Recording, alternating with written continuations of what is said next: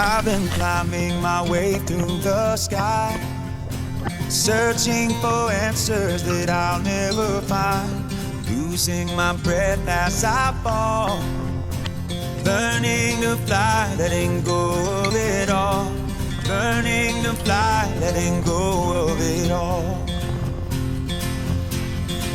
I've been trying to open my eyes, take it all in as the world passes by, getting lost in the twist and the turn, finding these questions inside me still burn, finding these questions inside me still burn.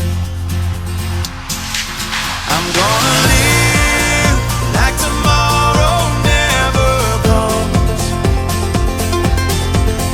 There's no end in sight. Tonight we black out the sun.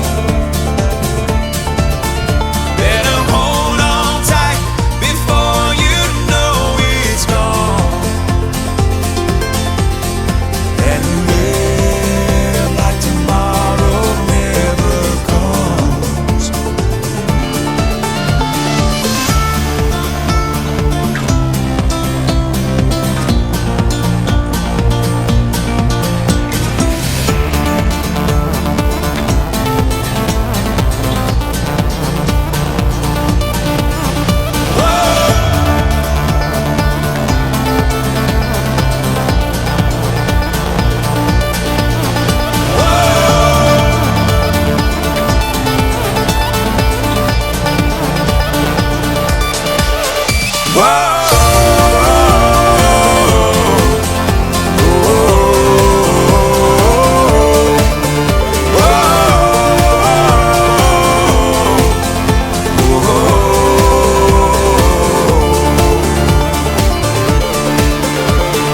Looking for some kind of sign, trying to hold on in this race against time. I can't say where the next bend might be.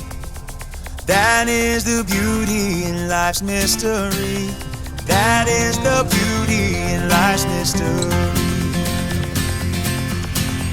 I'm gonna live like tomorrow never comes. There's no end in sight. Tonight we black out the sun. Better hold on tight before you know it's gone, and live like tomorrow never comes. Whoa.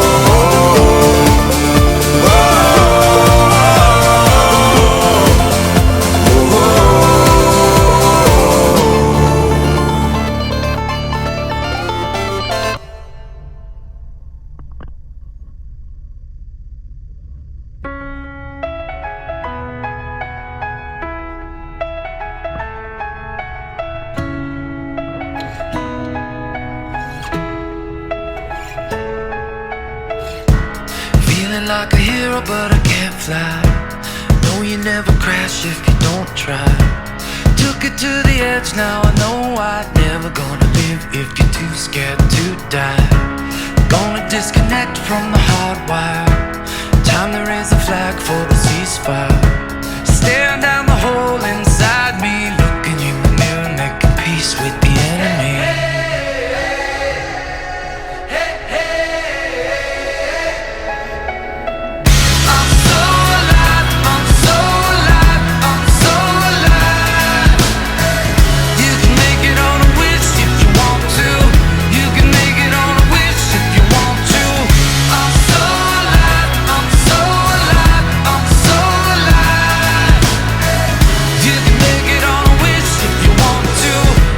Make it on a wish if you want to.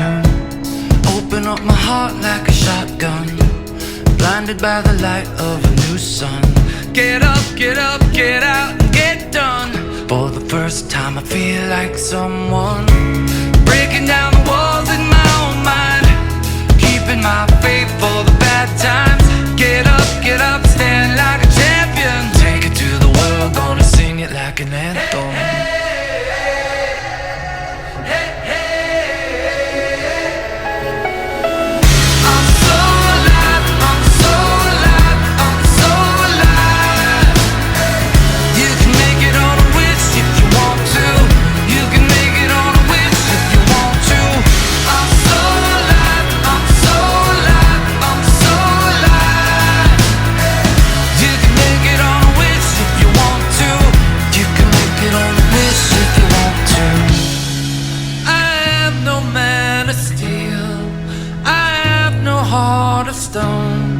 Don't tell me how it feels, I'll find it on my own.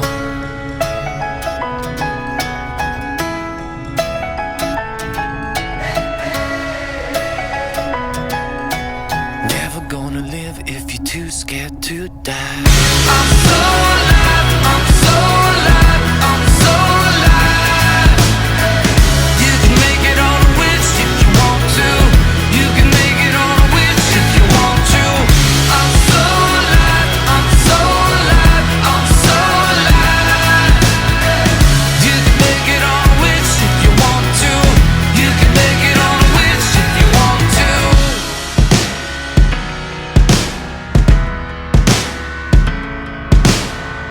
I'm so alive, I'm so alive, I'm so alive.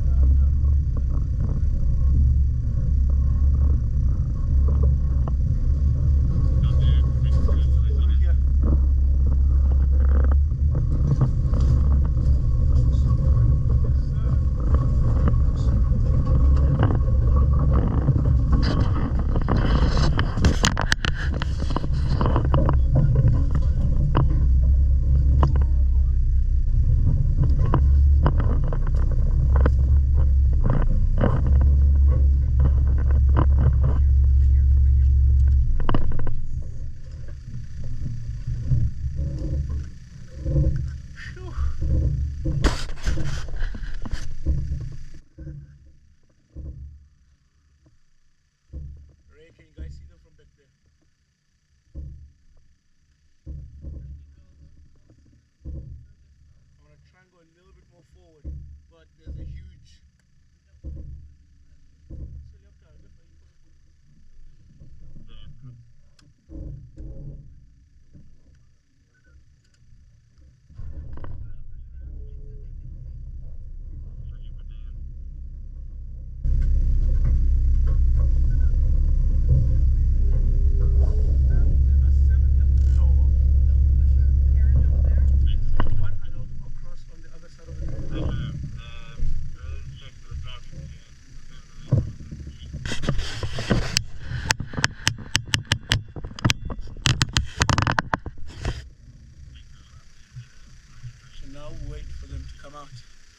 But they'll come out and start playing around and hopefully move around in various directions. We knew where the den site was, and then for the past 3 drives, the people that were coming, the dogs were not there and the pups were not there. So yesterday we decided with the tracking team and the guys that whoever is available during the day can come and help. And Adam and the guys came down and they started tracking them, and then they found them. So created a nice two track. So that two track that we're driving on was the original one going that way to where the termite mound was. So they didn't move it far, and so they moved it this side.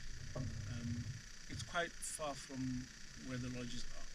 It's literally at the end of the property. Having seen them driving along the fence line, you can't understand. But then the distance to it, it's somewhere around here, and that's where the camp is. Where's the tented? That's the tented. Turn upside down. Oh, should I put it like this? Yeah, okay, there we go. So where are we right now? Right there.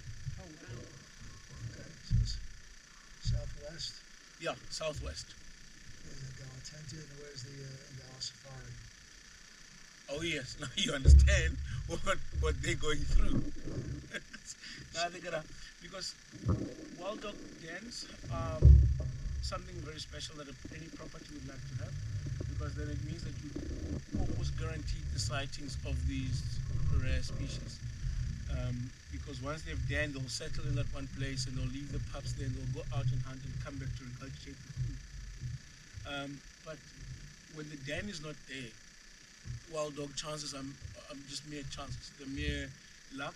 You can work hard to try and find them, but if they're not there, they're not there. And considering how low the numbers of these animals are, every property would like to have a wild dog den site within every winter. And it's one of the few large predators, if not the only one of the large predators, that is a seasonal breeder. So every year in winter, around May, that's when they'll give birth. And then they'll occasionally move the den sites.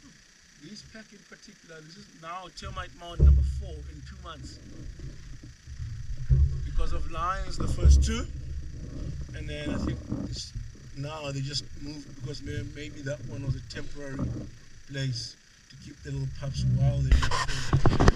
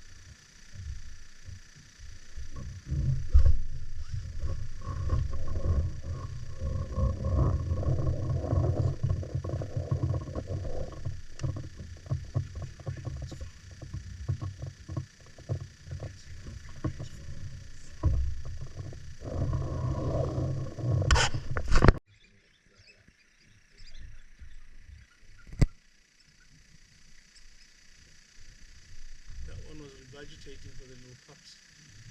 Did you hear the sound they were making? He was regurgitating whatever food he had left in his stomach for those little puppies to eat. Now they're quiet. Food in their mouths.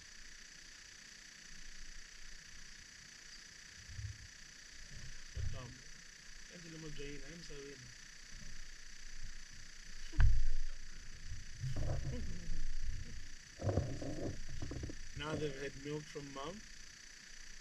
bit of food from Uncle Tom. Life is good. It's so nice being young, eh? You don't really worry much about a lot of stuff.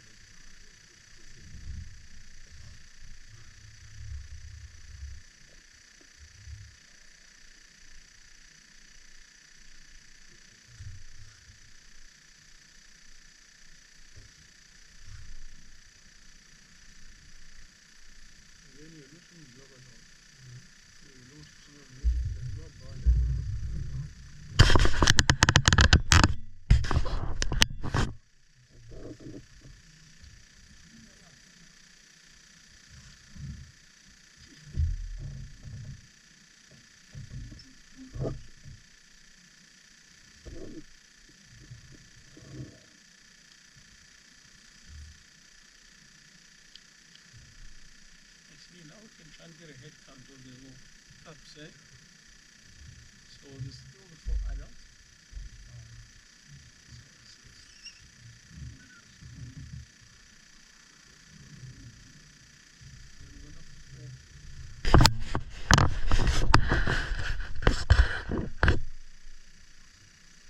And then 2 I can see up here. So there's still 7.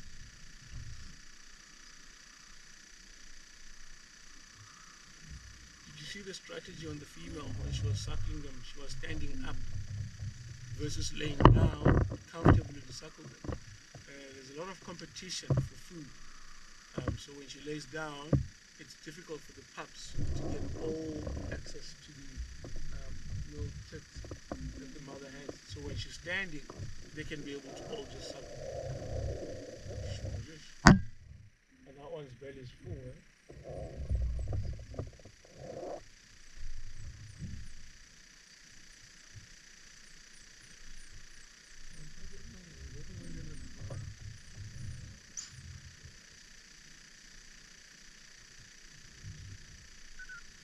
See, the worry about the little pups exploring like that is raptors, eagles and hawks. That is why they don't pick an open area. These little pups are still threatened by eagles and hawks. Easily. Yeah. Marshall eagle, butterleer, hawk eagle, they could easily just carry one of those. And because those predators come from the sky, there's literally very little that the adults can do.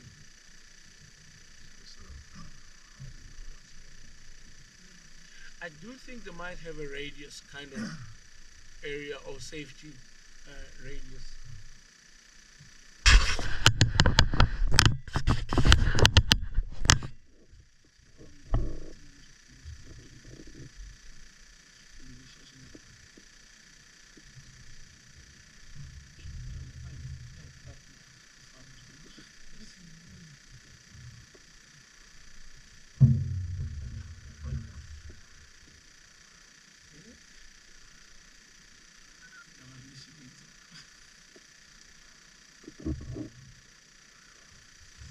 The little puppies exploring, just playing around back there.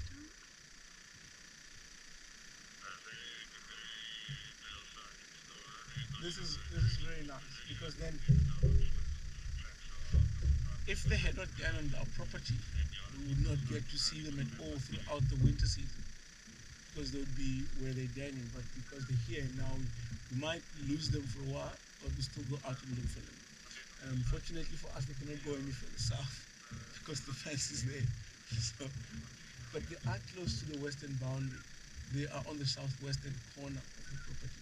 If they move this den site now,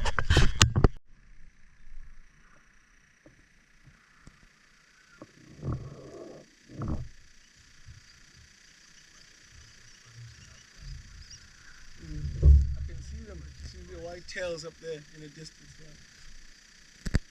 But you see, all of this, every time they regurgitate the food, I'm sure you guys could have picked it up here, it's got a very distinct smell. Yes. So every time they're regurgitating in various spots, the scent grows wider and wider, making it very easier for predators like hyenas to smell it. Although hyenas now, if they came here, these dogs would try and tear them apart. Right? But a lion, on the other hand, is a big threat for them. That's why eventually, even if without any threat from any predators, after a while, they move the dens out. They will still move because there'll be urine around that area. There will be a high concentration of their scat, plus where they regurgitate it, so that whole scent erupts and just covers the entire area, and then they move. Because then, with a strong gust of wind like this, anything that way, close enough, might pick it up. And if there's a lion there might be a problem. Initially, there was more than 7 pups, unfortunately. First, I saw about 9 when the first time I saw them. I'm not sure if it was all of them or there was 1 or 2, because she can give birth up to 14. So we saw 9, and now there's 7. You see, the numbers are going down. It's also possible that they might still lose 1 or 2 before these little puppies get to adulthood. And then the downside is that all the pups join the pack, and they stay as part of the pack. And then only the alpha female is still allowed to reproduce. This is good for the pack because then that means that there's more numbers to help them out. And when the pack becomes too big, we can again split. But it's also a downside for the species in general, because out of a pack of, say, 12, only 1 female gives birth. Out of a pack of 20, 1 female gives birth. But now that the packs are split into 4s, so that 20 has now got 5 different females giving birth. That's much better. But when the pack, it's nice to see a big pack. It's epic. When you get to a massive pack, the whole pack goes out hunting. There's one guy left here looking after the pups, and then they come back and they regurgitate the food for him. But a pack of that big also needs more than 1 impala. That blood stain that you guys saw on the road, the last time Adam and I came here, when the dens were still further north of here, they had just killed an impala there. I think they killed it along the fence and then dragged it, but they didn't eat all of it because it's 4 of them. So they couldn't finish the whole impala. So they ate and they ran to the den side and they regurgitated all that meat for the pups, and they went back to carry on eating, and they would come back. So when we left the den side, there was still some meat left.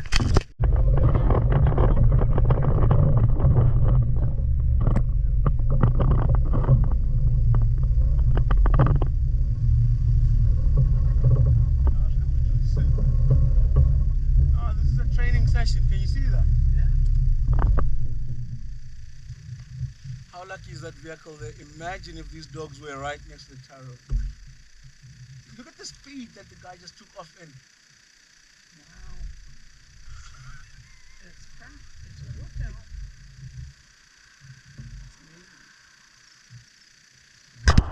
It's amazing.